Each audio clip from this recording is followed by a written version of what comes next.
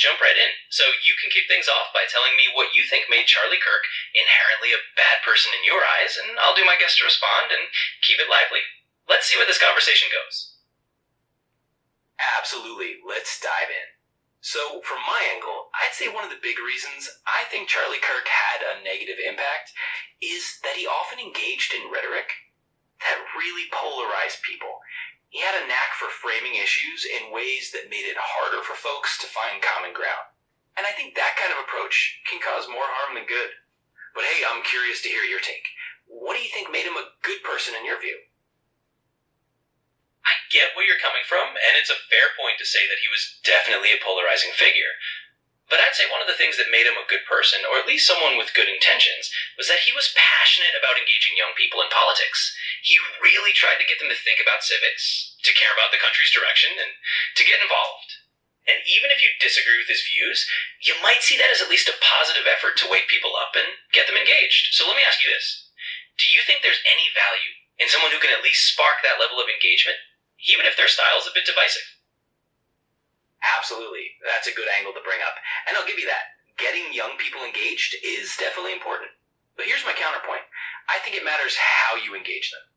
If you're getting young folks involved by kind of firing them up in a way that makes them more confrontational or more likely to demonize the other side, that can create a pretty toxic atmosphere. So sure, engagement is good, but I'd argue that the way he did it often ended up making the political climate more divisive. What do you think about that trade-off? I think that's a fair challenge. I mean, the how definitely shapes the whole picture, right? And we're right that sometimes his style was more confrontational, and that could add fuel to the fire. But I guess my take is that in a political landscape where a lot of people felt ignored or just kind of checked out, his approach did get them to pay attention. So maybe it's a trade-off between the sparking passion and sometimes stepping on toes. But I'd say that a lot of social movements in history have needed someone to shake things up a bit to get people involved. Maybe the real question is, do you think there's a way he could have done it that would have felt less divisive to you? Yeah, I think that's a great way to frame it.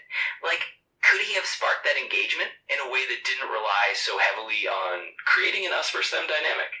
I think historically you're right that a lot of movements do have a bit of that shake-up energy, but there's a line between energizing people and kind of pushing them into corners where they see the other side as the enemy.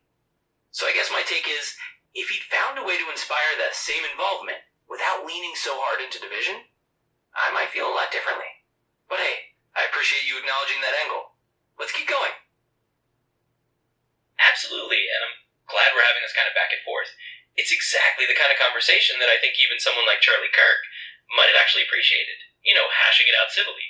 And look, I totally hear you that there's a line between energizing people and just encouraging them to view others as the enemy. I think it's a fair critique to say that sometimes he leaned into that us versus them vibe a bit too much. But hey, maybe that's where people like us come in, discussing how to engage without dividing.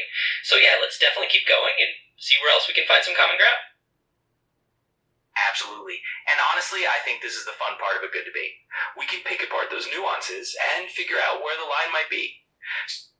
So yeah, let's keep rolling. Maybe the next thing we can chew on is whether there were any moments where his rhetoric actually pushed people further apart rather than bringing them together on any issue. Let's dive into that next. Absolutely, let's dive into that, and I'm loving that we're in that sweet spot of a good debate. So let's take a look at a moment where his rhetoric might have pushed people further apart. I think there's a fair case to be made that some of his more, let's say, fiery speeches on college campuses did leave people feeling like they were more in a battle than in a conversation. But I'd also say, and this is where I'm coming from, that he believed that stirring the pot was necessary to break through the noise. So yeah, let's unpack that. Are there any particular examples that jump out to you where you feel like he really missed the mark in bringing people together? Let's dig into one of those. Absolutely. Let's dive into one of those examples. I think a classic one that pops to mind is when he'd show up on a campus and frame the whole discussion as if students who disagreed with him were somehow against free speech itself. It kind of turned the whole dialogue into a battle of, you're either with me or you're against the fundamental idea of discussion. And that can really polarize it real quickly, but I do appreciate that you're acknowledging both sides here. So yeah, let's keep unpacking that and see where else we land.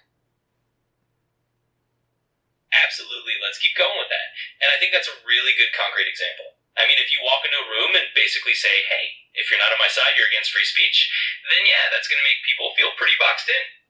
But I think from his perspective, he might have seen it as a way of drawing a stark line to get people to actually engage in that debate in the first place.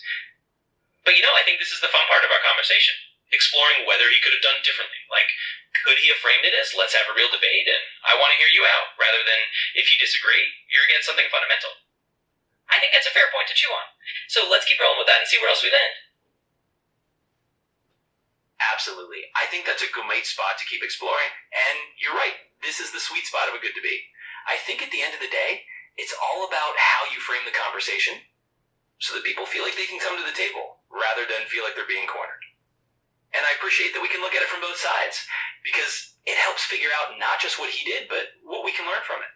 So let's keep going and see where else we land on this. Absolutely. I'm loving that we're landing on this note because it's exactly what a good debate is all about.